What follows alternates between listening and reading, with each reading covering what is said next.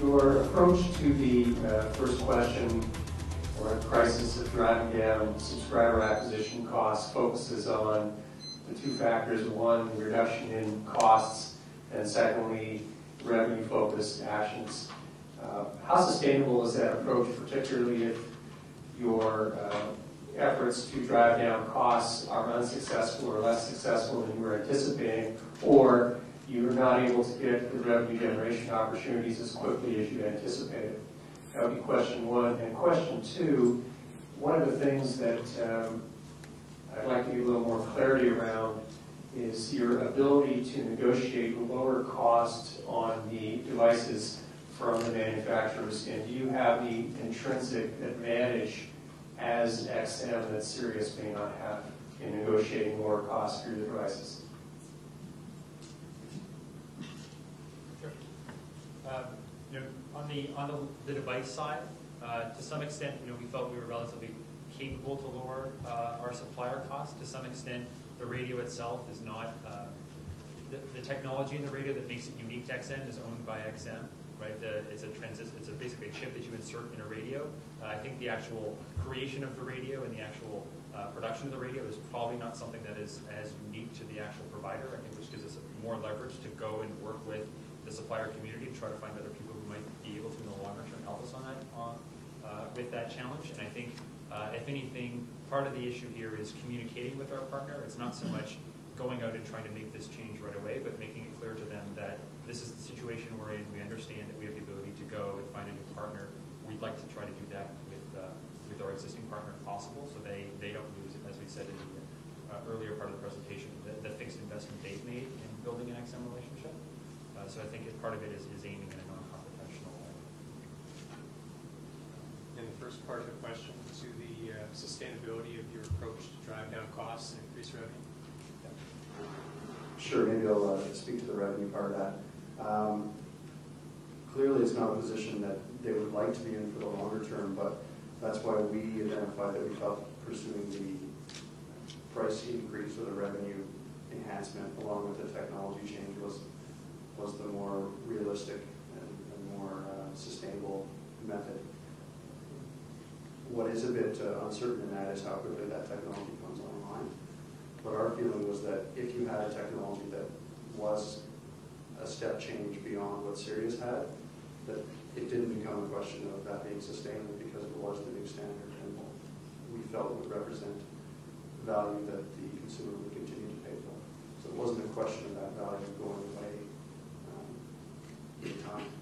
To some extent on the sustainability of this, we want to make sure we had a good understanding of how Sirius is able to offer a lower cost piece of hardware. Because to some extent, if they are subsidizing their hardware costs, maybe their supplier acquisition costs are larger than ours, our goal is to reduce by $30, but it sounds as though they may have increased their supplier acquisition costs.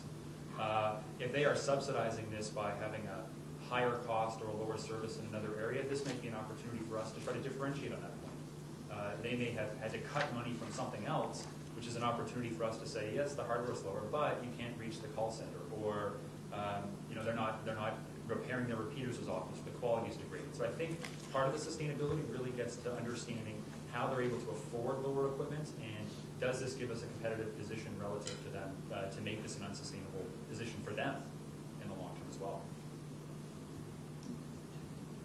Have you looked at the impact of these two crises on the cash flows of the company? I know that you've looked at lost revenue in the second one, but can you address the impact on cash flow each of the crises individually and then together? The first crisis concerning the pricing of the units, we did quickly look at the effect on cash flow, and we did identify that it certainly may increase, bring forward the time at which XM may need to go to market for additional financing. Our analysis as of this morning suggested that they would need to go out in the second half of 2008 timeframe. We sort of felt that it would move up into 2008 earlier, but we don't have specific detail beyond that. And on the second question? I can take that one. So as you said, we did identify some of the lost revenues, basically. But one thing that we can't really get a gauge on right now is how many of our customers are we going to lose? What is going to happen to our penetration rate after this crisis or these crises are done? We did do a sensitivity analysis on our penetration rate within the Canadian market, and it shows that our breaking point, worst case scenario, do you remember? I don't remember exactly what the lowest. As the penetration rate falls, sort of the growth rate falls by 20% relative to what we had initially been projecting, the break-even point falls back a year, and our need to go to market is accelerated again towards the end of 2007, the start of 2008. And I think that really does sort of connect the financial position of the firm with the overall strategy we tried to present this morning, and then the implications today, where the issue that XM runs into going back to market in a weak strategic position, it does sort of limit the potential financing options that may be available to the firm. So just to finish my point, obviously I didn't remember the exact numbers. So once this penetration rate, if it does, say worst case scenario, we'll lose 20%. I highly doubt it. I think that the strategy that we set forth with communication and short-term solutions that are going to get service up, like I said, worst case scenario in 2 months, I don't forecast that a 20% penetration rate, drop in penetration rate is actually what we should suspect. I would think it would be more between 5 and 10%, if any of them. So let's assume just for a minute that you're wrong, that you have a greater impact on your cash position than you expect with the combination of two crises at once. And now you have to go back to market, let's say late 2007, with a company that's effectively broken. What are you going to do to just preserve the going concern of this business? I think going back to the stakeholder engagement and communication, just specifically to your bondholders and your equity holders and investors, I think it's going to be a challenge. Don't get me wrong, I don't think it's going to be an easy task to go to the market after two crises, if they both happen, which would be a terrible scenario. But I do believe that through selling the value proposition, to selling the growth strategy that we have, or that XM has as a company, I do believe that XM can actually regain the confidence of the investors. And I think the strategy that XM sets forth and how they handle these crises is what, in the end, is going to actually probably increase the investors' confidence in the company. I just want to make sure I'm clear on the first one, because I think I hear you saying the best defense is a strong offense rather than getting sucked in to reduce the cost of the hardware. But I'm assuming at the same time what you're saying is that we're going to monitor this rather than move too early, and you're working on the cost savings so that you could jump in if you had to jump in to recover your subscriber growth curve. Is that correct? Yeah, I think that's consistent with the strategy we presented this morning. Yeah, unfortunately.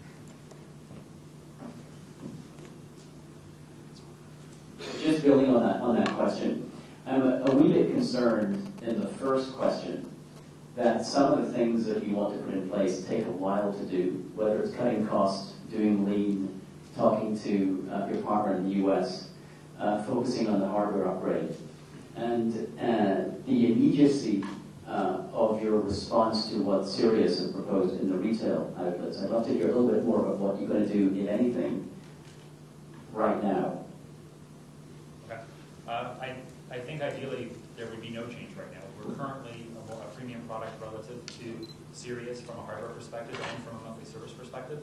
And I think to some extent it's reinforcing the fact that we offer a premium service. And to some extent, I think customers use price as a gauge to measure the value of products. And especially in technology, where it's relatively complicated. I don't think a lot of people would be able to understand the technical differences between a Sirius radio and an XM radio.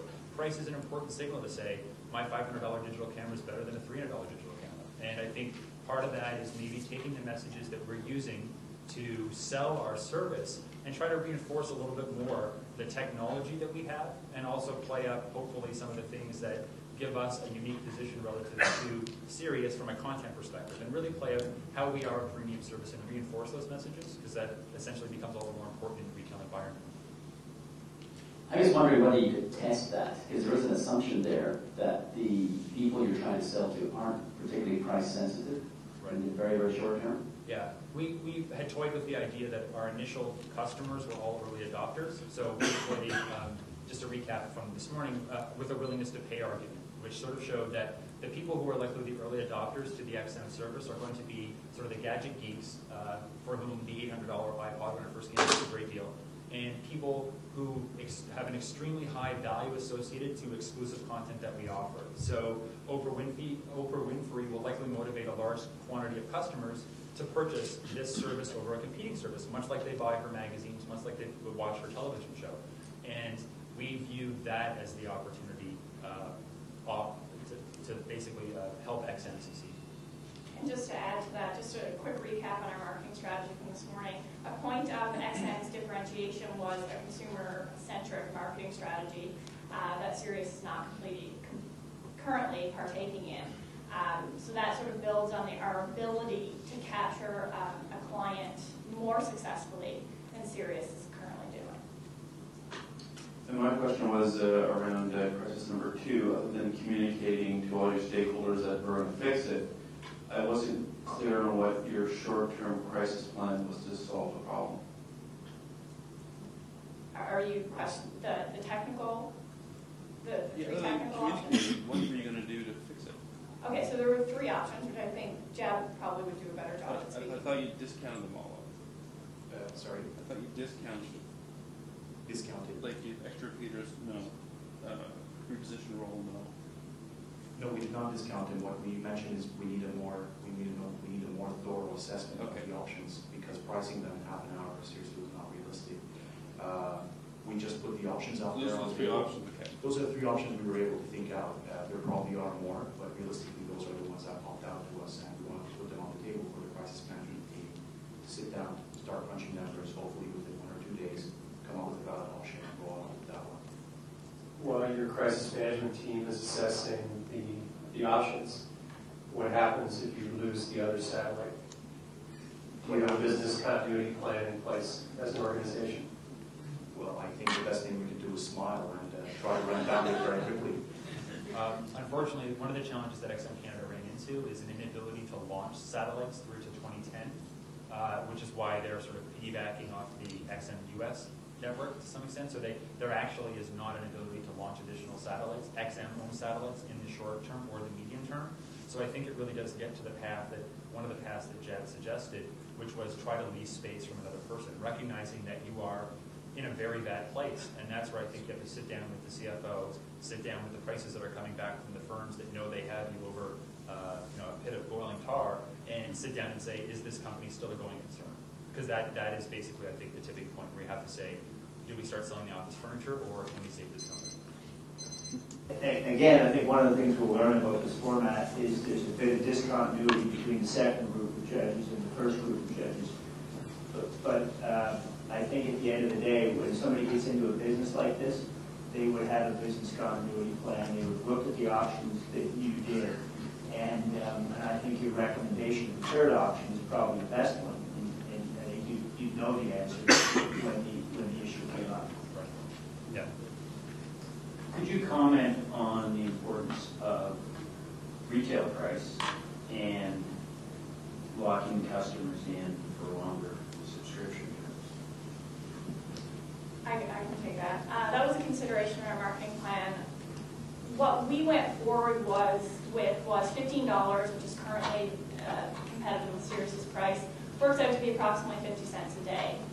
Our main objective was, yes, we need to investigate further what the willingness to pay and the price elasticity was in the market, because currently it doesn't seem, because we're targeting early adopters, it wasn't really an issue.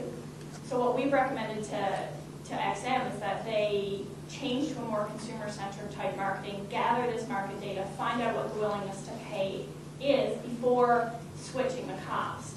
The main primary objective should actually be building awareness of the value that XM radio can actually provide to its consumer before playing, I guess, with the price elasticity. I don't think they have enough exposure in the market yet to actually feel out exactly what the willingness to pay is, even though I do believe that that should be a huge objective for them going forward, is getting to know their consumer demographics, appealing to specific value propositions of those demographics, and figuring out the willingness to pay. One of the things that we did think about about was a tiered pricing strategy, so offering benefits and an increasing, to increase with prices. Very quick note is that they're already locked in by the technology itself, by the radio itself, so that is some sort of incentive to lock in those. Thank you very much.